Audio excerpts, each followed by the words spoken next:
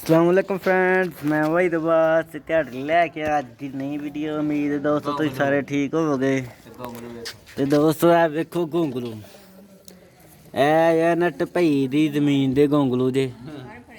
ਤੇ ਇਹ ਗੋਂਗਲੂ ਜੇ ਨਾ ਸਮਝ ਲਓ ਕਿ ਉਦੋਂ ਥੋੜੀ ਗਿੱਲੀ ਸੀ ਪੈਲੀ, ਕਹਿੰਦੇ ਯਾਰ ਸੁੱਕਾ ਸਕੂਕੇ ਨੂੰ ਬੀਜਿਆ ਤੇ ਬਾਅਦ ਚ ਲਾਇਆ ਪਾਣੀ।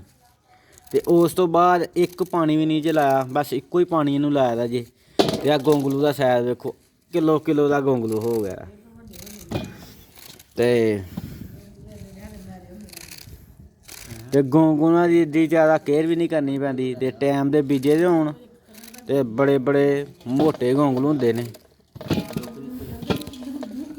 ਇਹ ਸਿਰਫ ਇਹ ਗੋਂਗਲੂਆਂ ਨੂੰ ਇੱਕੋ ਹੀ ਪਾਣੀ ਲੱਗਾ ਦਾ ਜੀ, ਦੂਸਰਾ ਪਾਣੀ ਕੋਈ ਨਹੀਂ ਲੱਗਾ, ਇੱਕੋ ਹੀ ਪਾਣੀ ਲੱਗਾ ਦਾ ਜੀ। ਨਾ ਇਹਨੂੰ ਖਾਦ ਅਸੀਂ ਪਾਈ ਜੇ, ਇੱਕ ਹੁੰਦਾ ਕਿ ਖਾਦ ਬੜੀ ਪਾਈ ਹੈ ਜੀ, ਖਾਦ ਵੀ ਕੋਈ ਨਹੀਂ ਜੀ ਪਾਈ। ਨਾ ਇਹ ਗੋਂਗਲੂਆਂ ਨੂੰ ਸਪਰੇਅ ਕੀਤੀ ਹੈ, ਸਿੰਪਲ ਜਿਹਾ ਨਾ ਬੀਜ ਲਿਆਂਦਾ, ਬੀਜ ਛੜਿਆ, ਪਾਣੀ ਲਾ ਛੜਿਆ, ਉੱਗ ਪਏ ਨੇ। ਬਾਅਦ 'ਚ ਭਾਈ ਸਾਹਿਬ ਜੀ ਇਹ ਗੋਂਗਲੂਆਂ ਦਾ ਸਾਈਜ਼ ਵੇਖੋ। ਤੇ ਸਬਜ਼ੀ 'ਚ ਦੋਸਤੋ ਬੜਾ ਹੀ ਫਾਇਦਾ।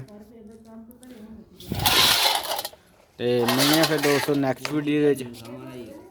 ਉਦੋਂ ਤੱਕ ਦੋਸਤੋ ਤੁਸੀਂ ਆਪਣਾ ਖਿਆਲ ਰੱਖਣਾ।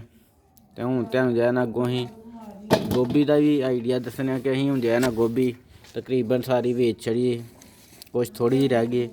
ਹੁਣ ਤੁਹਾਨੂੰ ਦੱਸਾਂਗੇ ਕਿ ਕਿੰਨੀ ਸਾਨੂੰ ਜਿਹੜਾ ਨਾ ਬੱਚਤ ਆਈ ਉਹਦੇ 'ਚ ਗੋਭੀ 'ਚ।